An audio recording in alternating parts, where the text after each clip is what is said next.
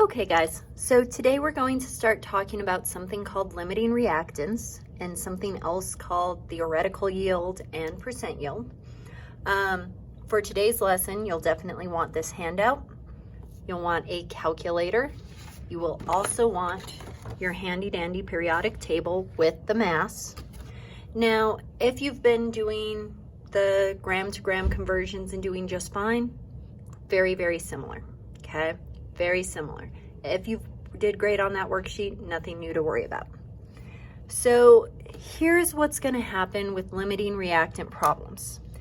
They will look different because unlike before, instead of having one given number, I'm going to have two given numbers. Because I have two given numbers, I'm going to have to set up two calculations.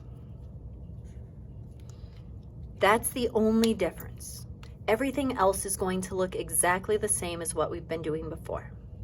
Now we're still going to be doing gram to gram conversions, but this time we're going to turn them both into the same thing. We're always going to be turning them into a product because we're trying to figure out how much stuff should form. So my first problem, I'm changing grams of Xe to grams of XeF4. My second problem, I'm changing grams of fluorine into grams of XeF4. Now, just like before I can do any of my math, I need to make sure I have a balanced, happy chemical equation, which right now I don't. 1Xe, 1Xe, 2 F's, only 4, or already 4. So I need to multiply him by 2. That fixes F, everything else is okay. I'm going to go ahead and put 1s in for my coefficients for a placeholder because I'm going to need those later. Now, as I said, the first part looks exactly like what we were doing before. Okay? I had 130 grams of Xe. So I start with my given number. I draw my times sign. I draw my line. Because I'm starting with grams of Xe, and I want grams of Xe to go away, those have to go on the bottom. I know that whenever I see grams, I need to look at the periodic table. So I find Xe on the periodic table, 131 grams. And I know that the number from the periodic table is always equal to 1 mole. Now at this point, it's still Xe. Well, I don't want Xe, so I need another step. Step 2, I've got moles of Xe. I want those to go away, so those go on the bottom. Instead of Xe, the question asks me about XeF4. Now the question actually asks me about grams, but I know that when I change from one element or compound into another element or compound, I have to go from moles to moles by using my mole ratios from the equation. So I look up here, Xe had the number 1 in front of it, so I'm going to put that 1 here. XeF4 also had a 1 in front of it, so I'm going to put that 1 there. And now I've got my XeF4. Well, like I said, I don't want moles of XeF4, so I'm going to put those on the bottom. The question asked me about grams.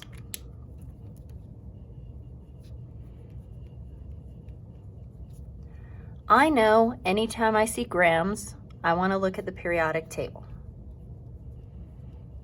I said that Xe weighed 131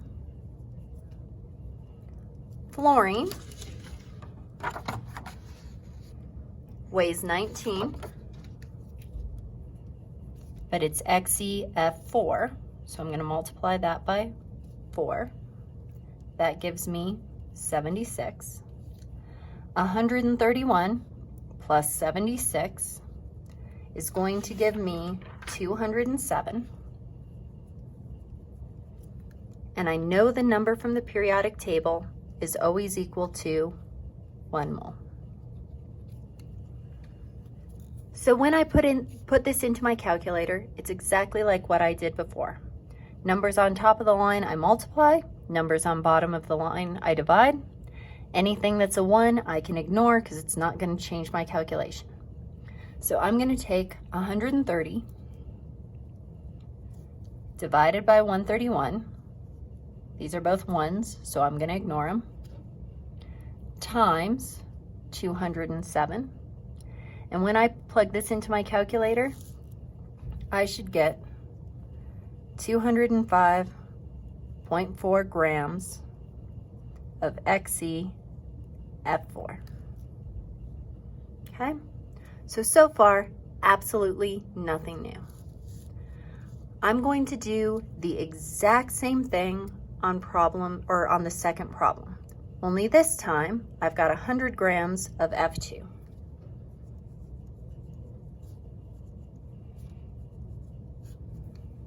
So because I'm starting with grams,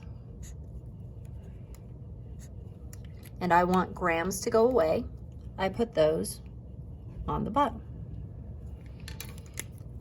I know anytime I see grams, I look at the periodic table.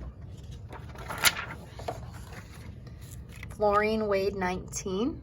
Because it's F2, I have 2 of them. So instead of 19, this will be 38. And the number from the periodic table is always equal to 1 mole. Now at this point, still F2. Well, I don't want moles of F2. I need those to go away. So I'm going to put those on the bottom. Instead of moles of F2, the question asks me about XeF4. I know that whenever I change from one element or compound into another, that I need to look at the chemical equation. XeF4, we said, had the number 1 in front of it. That didn't change. F2 has the number 2 in front of it. So I'm going to bring this 2 down. He'll go here. Now that gets me back to XeF4. Okay. Now I know I don't want moles of XeF4, so I need one last step.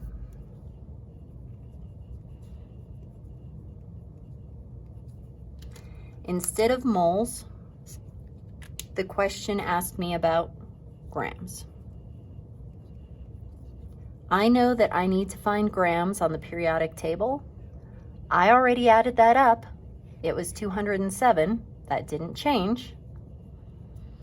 And I know the number from the periodic table is always equal to 1 mole. Just like before, I'm going to plug this into my calculator. 100 divided by 38 divided by 2 times 207.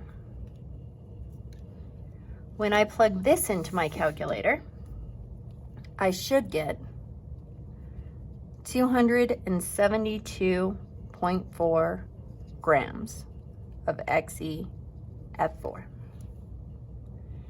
Now at this point, this is not anything new.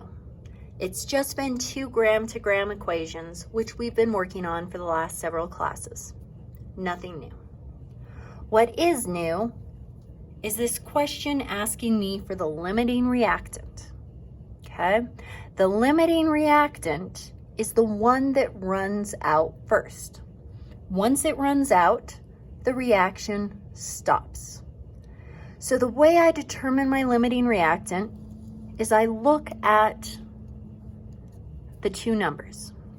If I have 130 grams of Xe, I can make 205 grams of XeF4. If I have 100 grams of F2, I can make 272.4 grams of XeF4. These aren't the same. Somebody runs out first.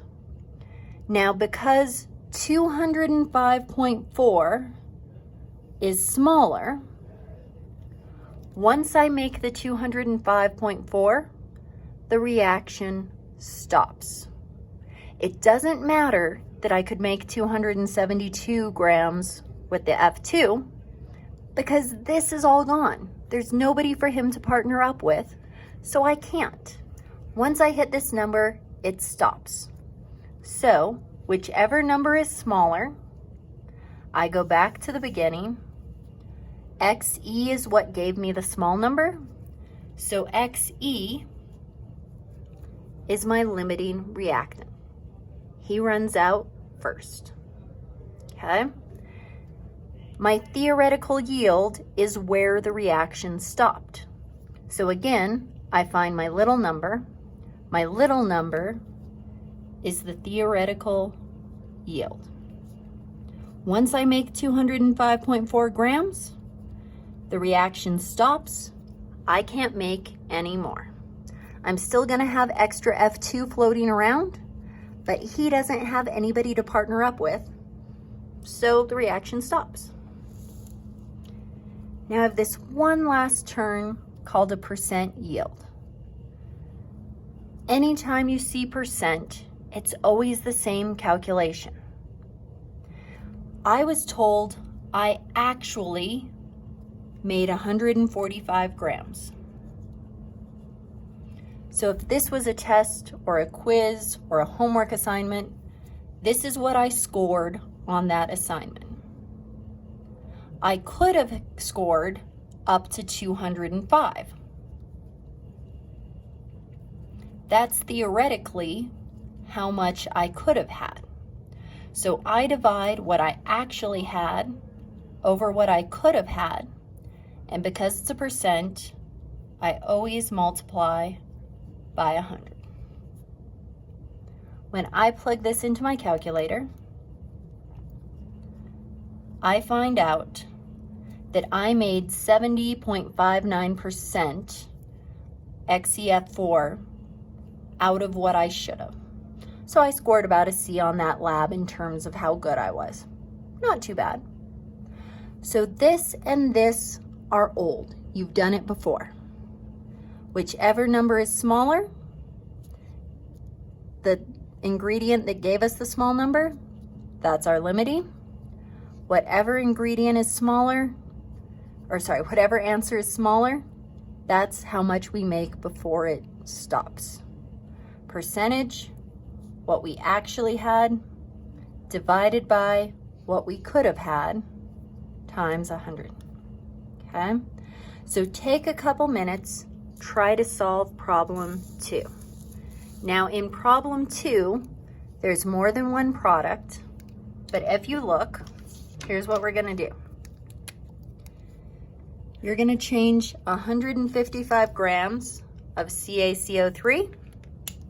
If you look, this one's darker, so I'm gonna change him into CaCl2. I've got 105 grams of HCl, so I'm also going to change him into CaCl2. So both of these are getting turned in to CaCl2. Try this, and then we'll see how we did.